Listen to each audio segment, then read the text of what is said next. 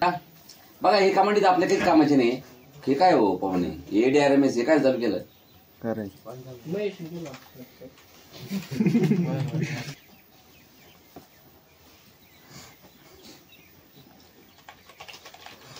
तर मी इथं कमांड जर दिली DC डायरेक्ट, तर DC डायरेक्ट कमांड फक्त एवढी कमांड द्यायची बस, दुसरं काहीच करत नाही. एंटर मारा.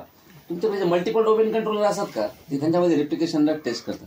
पण आपल्याकडे कमांड सध्या की कामाची नाही, कारण की त्याला it requires at least 2 domain controllers. बरोबर आहे की नाही? रिप्लिकेशन कधी एका डोमेन मधल्या 2 डोमेन कंट्रोलर मध्ये होतं. पण कमांड नाही बघा, इथे जर रिप्लिकेशनचा काही इश्यू असेल तर तुम्हाला लगेच ताबडतोब ते एरर देतं.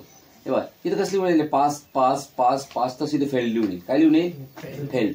मग इथं कुठेच फेल्ड झालेलं नाही. फेल व्हायला पहिली गोष्ट म्हणजे आपल्याकडे फक्त DC 111 आहे. याचा ऍडिशनल डोमेन कंट्रोलर नाहीच आपल्याकडे, त्यामुळे इथं काही फेल होण्याचा प्रश्न नाही. दुसरी गोष्ट, फेल ऍडिशनल असं जरी ते फेल होईल असं कुठे राहतं. बरोबर आहे की नाही? प्रॉपर वर्किंग करते थोडी फेल होणार. तुम्हाला जरा असं वाटतं डोमेन 2 डोमेन कंट्रोलर्स मध्ये रिप्लिकेशनचं काहीतरी होत नाही, काहीतरी प्रॉब्लेम येतोय. मग तुम्ही DC डायरेक्ट कमांड देऊन तुम्हाला कळेल की बाबा FRS इव्हेंट मध्ये प्रॉब्लेम आहे का, DFSR इव्हेंट मध्ये प्रॉब्लेम आहे की, CSOL चेक मध्ये प्रॉब्लेम आहे, KCC इव्हेंट मध्ये कशामध्ये प्रॉब्लेम आहे. जिथं फेल लिहून आलं बघा, DC 111चा प्रॉब्लेम आहे की DC 112चा प्रॉब्लेम ते तुम्हाला सांगेल इथं. DC 111 पास्ट टेस्ट, आणि जर तिथं DC 112 वर फेल जर आला समजा, तर तुम्हाला कळेल की बाबा इथं आता हे रिप्लिकेशन काय झालं, फेल झालं म्हणून. बरोबर आहे की नाही? आणि हे रियालिटीमध्ये बघायला जर गेलं ना, ते बघा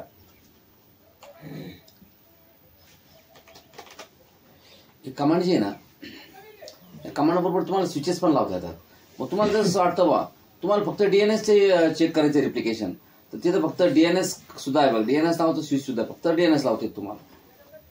हे बघा टेस्ट कलोन DNS.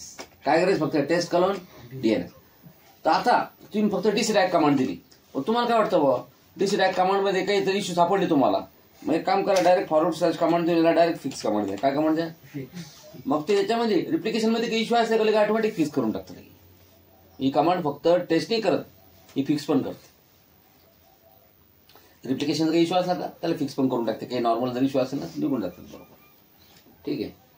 आणि तुम्हाला फक्त DNS जर टेस्टिंग करायचं असेल तर तुम्ही फक्त इथं कमांड द्या, टेस्ट कॉलोन DNS. मग ते फक्त DNS चे रिप्लिकेशन इश्यूज टेस्ट करतात. आता फक्त त्यांना DNS चेक करतात, दुसरं काहीच नाही.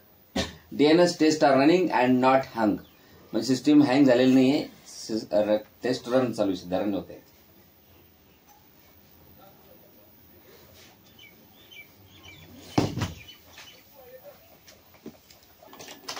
तर हे झालं DC डायरेक्ट. त्याच्यामध्ये बघा तुम्ही अजून जर कमांड जर बघितले ना, तर ही पण कमांड आहे, रिप्लिकेशन ऍडमिन, रेप ऍडमिन म्हणून कमांड आहे. याच्यामध्ये काय माहिती का, स्विचेस आहे. जसं सिंक ऑल बघा, हे स्विचले कामाचं आहे.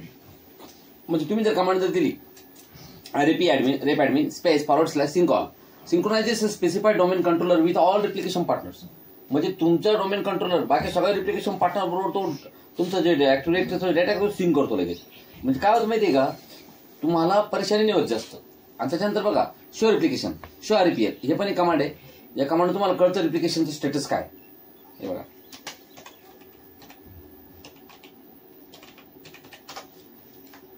त्याचं म्हणणं आहे, repadmin running command show REPL against full DC local host बाबुलतेल DC 111, म्हणजे बाबुलतेल ही साईट आहे. DC 111 डोमेन कंट्रोलर आहे.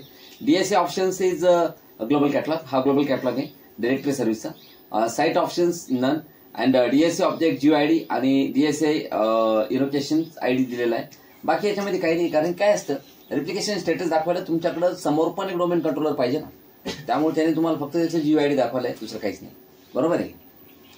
We don't have another domain controller exist. बरोबर आहे? आणि बघा जर तुम्हाला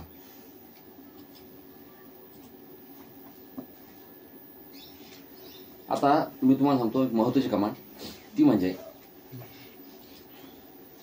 रिस्टार्ट करायचं सिस्टीम आणि तुम्हाला जायचंय ऍक्टिव्ह डिरेक्टरी सर्व्हिसेस रिपेअर मोडमध्ये. आता मी जी कमांड तुम्हाला सांगतोय ना, ATDS util, ती कमांड ट्रबल शूटिंगची कमांड आहे आणि ती तुम्हाला तिथून चालवायची. कुठून? डिरेक्टरी सर्व्हिसेस रिपेअर मोडमधून. तर डिरेक्टरी सर्व्हिस रिपेअर मोडमध्ये जा.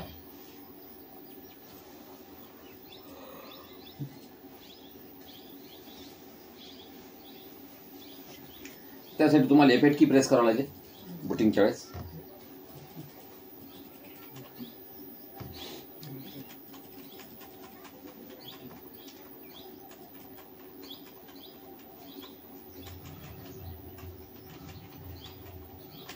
आलं का? F8 की मी प्रेस करत राहिलो. F8 की प्रेस केल्यानंतर या ठिकाणी तुम्ही बघा सेफ मोड आहे. त्याच्यानंतर रिपेअर युअर कम्प्युटर नावाचं ऑप्शन येतं. रिपेअर युअर कम्प्युटरमध्ये काय असतं ते डायरेक्ट तुमचं सिस्टीम तिकडे बूट करेल. कोणत्या ना काय म्हणतो आपण त्याला PXC ना. मग तिथून बूट करून काय करेल ते PXC बूट करून तिथून तुम्हाला सिस्टीम रिपेअर करण्यासाठी स्टार्टअप रिपेअर त्याच्यानंतर अजून आपलं सिस्टीम इमेज रिकव्हरी बॅकअप वगैरे रिस्टोर करण्यासाठी तुम्हाला तिकडे घेऊन जाईल कमांड लाईन. हे सेफ मोड आहे. तुम्हाला माहिती सेफ मोड काय असतो? सेफ मोड म्हणजे कोणत्याही हार्डवेअरचे ड्रायव्हर ह्या मोडमध्ये लोड होत नाही. हे तुम्हाला पहिल्या मॉड्यूलमध्ये शिकवलेले मी. No device drivers will be loaded in safe mode. फक्त कीबोर्ड आणि माऊसचे ड्रायव्हर लोड होतात. साऊंड डिस्प्ले वगैरे कशाचे ड्रायव्हर लोड केला जात नाही. सेफ मोड विथ नेटवर्किंग मध्ये कसं असतं? सेफ मोड विथ नेटवर्किंग म्हणजे तुम्हाला सेफ मोडमध्येच तुमचं कम्प्युटर चालू होणार but you will get the support of networking. पण तुम्हाला याच्याबरोबर काय मिळेल? नेटवर्किंगचा सपोर्ट मिळेल. म्हणजे तुमचं जे सिस्टीम आहे ते नेटवर्कच्या सपोर्ट बरोबर म्हणजे लॅनचे ड्रायव्हर लोड होतील. सेफ मोडमध्ये कोणतेच ड्रायव्हर लोड होणार नाही. सेफ मोड विथ नेटवर्किंग मध्ये डिस्प्ले ड्रायव्हर लोड होणार नाही. त्याच्यानंतर अजून साऊंडचे ड्रायव्हर लोड होणार नाही. पण लॅन कार्डचे ड्रायव्हर लोड होतील. त्याचं नावच आहे safe mode but with the networking support बरोबर. Safe mode with command prompt म्हणजे कम्प्युटर सेफ मोडमध्ये चालू होईल but command prompt will be loaded. तुमच्या सिस्टम काय होईल? कमांड प्रॉम्प्ट लोड होईल. Enable boot logging. तुमच्या सिस्टीममध्ये बूट लॉगिंग इनेबल करा. बूट लॉगिंग म्हणजे काय असतं? ते bootlog.txt नावाची फाईल बनते आणि त्यामुळे काय होईल तुमच्या सिस्टीममध्ये म्हणजे बूटलॉग म्हणजे काय असतं? लॉग तयार होईल. त्याच्यामध्ये काय काय बुटिंगच्या रिलेटेड कोणती फाईल लोड झाली कोणती लोड नाही झाली त्याचा इव्हेंट त्या फाईलमध्ये रेकॉर्ड होतील. Low resolution enable low resolution video. Low resolution video म्हणजे इनफॅक्ट नॉर्मल त्याला काय म्हणतो आपण ना बघा HD फुल HD अल्ट्रा HD हे सगळे डिस्प्लेचे प्रकार आहेत. तर सगळ्यात पहिले होता SD. कोणता डिस्प्ले?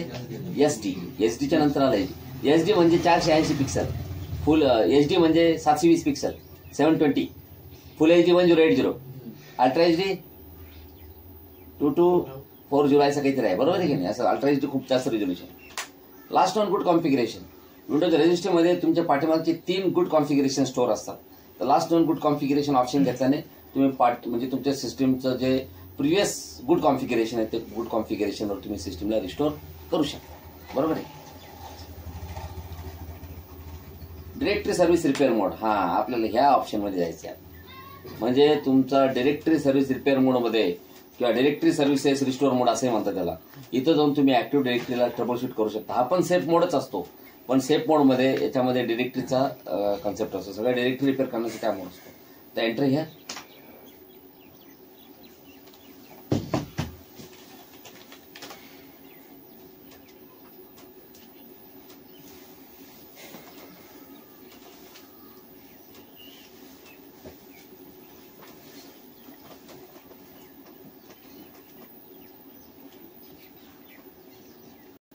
इथं प्रॉब्लेम काय आहे? इथं आपण आपला डोमेनचा पासवर्ड टाकू राहिलो. त्याचं म्हणणं आहे की बाबा लॉग ऑन सर्व्हर म्हणजे इथं नेट लॉग ऑन सर्व्हिस वगैरे चालत नाही ना कारण की रिपेअर हा सेफ मोड आहे डोमेनचा सेफ मोड. मग या ठिकाणी तुम्हाला बघा आपण त्या ठिकाणी डोमेन इन्स्टॉलेशन करताना आपल्याला त्याने डिरेक्टरी सर्व्हिसेस रिपेअर मोडचा DSRMचा पासवर्ड सेट करायला लावला होता. तो पासवर्ड लागतो इथे. आणि तुम्हाला मी सांगितलं तो पासवर्ड फक्त माझ्याकडेच असतो. कोणाकडे असतो? माझ्याकडे असतो. कोणाकडे असतो? अरे पण तो पासवर्ड असं नाही टाकावा लागणार त्याला बॅक जावं लागेल. मग इथं डायरेक्ट ऍडमिनिस्ट्रेटर टाईप करायचं. मग इथं तो पासवर्ड द्यावा लागतो पाहुणे हा जावा लागेल. बरोबर आहे की नाही? सेफ मोड आहे. मग या ठिकाणी हा डिरेक्टरी सर्व्हिसेस रिपेअर मोड आहे. कमांड लाईनला जायचं CMD आणि जसे तुम्ही कमांड प्रॉम्प्टला गेले आता इथून तुम्ही TNT-DSUTL कमांड वापरू शकता.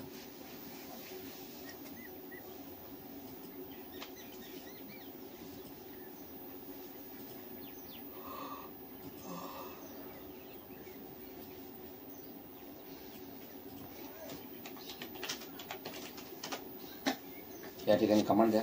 आता कमांड देतोय NT-DSUTL कमांड आहे. त्यानंतर activate instance NT-DS. Okay activate instance set to NT-DS. आणि या ठिकाणी आपला सगळ्यात पहिली कमांड बघा. कमांड तिथं स्पष्ट दिलेली असते ऑथॉरिटेटिव्ह रिस्टोर. म्हणजे तुमचा जर डोमेनचा डेटाबेस जर कधी मेटा डेटा जर करप्ट जर झाला ना, तर तो रिपेअर करण्यासाठी ही कमांड एकदम सगळ्यात बेस्ट आहे. समजा ही कमांड कधी आहे तुम्हाला सांगतो, तुमचं डोमेन जर चालू होत नसेल नॉर्मल मोडमध्ये, ध्यानात ठेवा, तुमचं डोमेन जर नॉर्मल मोडमध्ये चालू होत नसेल, काही ते एरर घेऊन पुन्हा रिस्टार्ट होत असेल, ही कमांड चालवा. डेफिनेट मॅक्सिमम केसेसमध्ये तुमचं डोमेन चालू झालं असतं. बघा ही कमांड आहे ऑथोरिटेटिव्ह रिस्टोर. आलं का? त्याचा काही प्रॉम्प्ट चेंज झाला पहा, ऑथोरिटेटिव्ह रिस्टोर प्रॉम्प्ट. इथे क्वेश्चन मार्क द्या, इथं काय कमांड आहे पहा. हां, याचं इथं ऑथोरिटेटिव्ह रिस्टोरमध्ये आलं का? इथं बघा रिस्टोर ऑब्जेक्ट आहे ना, रिस्टोर सबट्री. मग मी कमांड दिली रिस्टोर ऑब्जेक्ट. मला डोमेन रिस्टोर करायचं आहे. मग आपला कसं आहे, DC is equal to admins comma DC is equal to comma. हे शिकवलं तुम्हाला मी. This is called as DN, distinguish name. Yes, you want to perform that? Yeah. आपल्या डोमेन काही डेटाबेस मेटा डेटा आहे. हे बघा, following successfully updated the following for records. Okay, हे बघा लिंक admin.com कॉन्फिगरेशन LDF आणि हे त्या पद्धतीने त्यांना काय केलं, रिस्टोर केलं सक्सेसफुली. ठीक आहे. Q so quit from here. त्याच्यानंतर आपण बघूया, बघा IFM तर बघितलं आपण ऑलरेडी. हां, त्याच्यानंतर आपण रोल्स पण बघितलंय, फिजमो रोल्स. रोल कसे सीज करायचे, ट्रान्सफर करायला पण तेच कमांड होतं. सीज म्हणजे सीज करण्यासाठी कोणती कमांड होती, सीज, आणि ट्रान्सफर करण्यासाठी कोणती होती, सीज. आपण जसं तसंच कॉपी करत होता, बरोबर आहे की. बघा इथं मेटा डेटा क्लीनअप आहे, पण मेटा डेटा क्लीनअप कधी करतात, जर तुमचा असा विचार करा बरं, लक्ष द्या. माझ्याकडे हा पॅरेंट डोमेन आहे, फॉरेस्टचा रूट डोमेन. याच्या आतमध्ये मी एक चाइल्ड डोमेन बनवलं, पण ते चाइल्ड डोमेनचं जी सिस्टीम होतं का, जिथं आपला चाइल्ड डोमेन होता, ते सिस्टीमच फॉर्मॅट झालं. ते झालं फॉर्मॅट, चाइल्ड डोमेन गेला उडून तिथून, पण त्याचा मेटा डेटा त्याच्यामध्ये अडकला ना फॉरेस्टच्या रूट डोमेनमध्ये. मग हा डोमेन अजूनही त्याला पॉईंट करतो, पण तो आहे का जिवंत आता? मग त्याचा मेटा डेटा इथून काढावा लागेल ना आपल्याला. त्यासाठी मग तो मेटा डेटा काढण्यासाठी मेटा डेटा क्लिअर नावाची कमांड असते. पार्टिशन मॅनेजमेंट कमांड आहे. ओके, त्याच्यानंतर भरपूर कमांड आहे, जसं सिमॅन्टिक डेटाबेस अनालिसिस आहे. हे बघा, तुम्ही जर म्हणलं सिमॅन्टिक डेटाबेस अनालिसिस करायचं मला, बघा सिमॅन्टिक.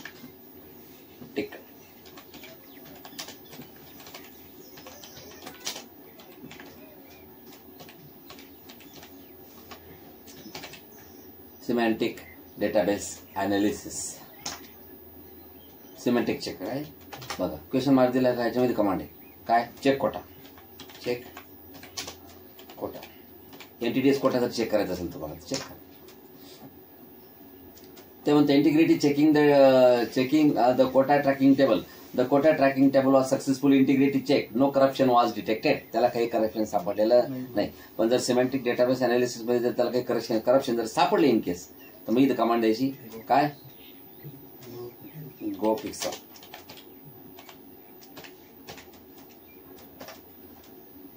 हे बघा, semantic checker go fix up. Fix up mode is turn on. Opening DIT database, म्हणजे ऍक्टिव्ह डिरेक्टरी जो डेटाबेस असतो ना, तो कशामध्ये असतो, entities.dit फाईलमध्ये असतो. मग ती entities.dit फाईल त्यानं ओपन केलं. Writing summary in to the log file, security descriptor scan 160, record scan 4048 and processing record done, elapse time 1 second. पटकन त्यानं स्कॅन करून लगेच काय केलं, फिक्सअप केलं. ठीक आहे. रिबिल्ड कोटा पण आहे. जर कोटा सिस्टम जर कोटा जर काही तेवढा करप्ट झाला असेल वगैरे, तर तुम्ही रिबिल्ड करू शकता. ठीक आहे. Q to quit from here. त्या व्यतिरिक्त आता बघा इथं पार्टिशन मॅनेजमेंट आहे.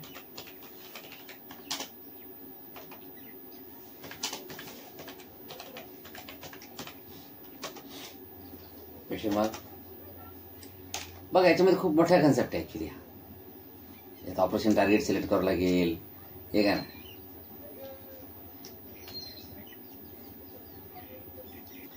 Create the active directory LDS application directory partition. Create NCs. Connect to a specified active directory domain controller instance. Creates the application directory partition. तुम्हाला जर application directory partition बनवायचं असेल तर create ऑप्शन आहे. application directory partition कशाला लागतं, DNS किंवा तुम्ही अजून काही एक्स्ट्रा काही सर्व्हिसेस टाकल्या ज्यांना डोमेन लागतं, डिरेक्टरी लागते, मग ते application directory partition मध्ये आपला डेटाबेस स्टोअर करतो. बोला. ठीक आहे. एक्झिट करून टाका, क्यू करून टाका. कारण की ते ना बघा, पार्टिशन आपल्याला बनवायची गरज नाही पडत. कारण की बघा, ऍप्लिकेशन डिरेक्टरी पार्टिशन बनवणार आपण कोण? जे ऍप्लिकेशन त्याला गरज असते तो बनवतो बरोबर ऑटोमॅटिक. आपण बनवायची गरज बघा. तुम्ही एसीसीएम टाका, एसीसीएम ला पण एक पार्टिशन लागतं, ते स्वतः बनवून घेतं. आता तुम्ही जास्त दूर लागतो, आपण डीएनएस टाकतो, आपण कधी म्हणलं त्याला पार्टिशन बनव, ते स्वतः बनवून घेतं. ऍप्लिकेशन डिरेक्टरी पार्टिशन ते स्वतः बनवतं. आपण एडीएलडीएस टाकलं होतं, आता एडीएलडीएस आपण इन्स्टन्स बनवला होता, तर आपल्याला ते आपण नाही का CN is equal to partition 1, DC is equal to admins com, DC is equal to com ते दिलं होतं, ते पार्टिशनच होतं. ते बनवतानाच तिथं पार्टिशन बनवून घेतं, आपल्याला काही करण्याची गरज नाही.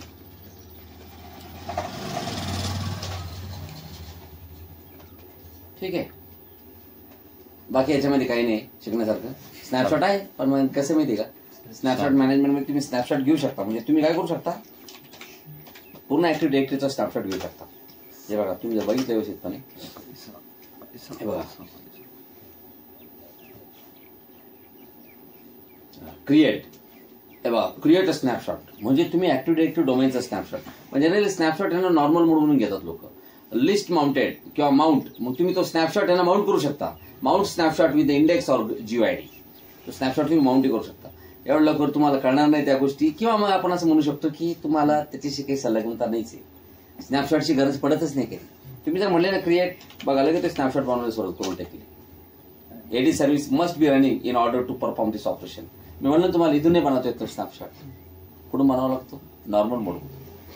नॉर्मल म्हणजे त्याला ऍक्टिव्ह डिरेक्टरी सर्व्हिस रनिंग पाहिजे, आणि ह्या मोडमध्ये ऍक्टिव्ह डिरेक्टरी सर्व्हिस रन होत, हा डिरेक्टरी सर्व्हिस रिपेअर मोड. इथं कशाला ऍक्टिव्ह डिरेक्टरी सर्व्हिस रन होईल? त्यामुळे त्यांना तुम्हाला सांगितलं की तो तिकडून बनवावा लागेल तुम्हाला. क्यू करा, क्विट. बस आपलं हे संपलेलं आहे. आता आपल्याला पुढं बघायचं आहे मॉड्यूल नंबर 3. तर उद्या आपण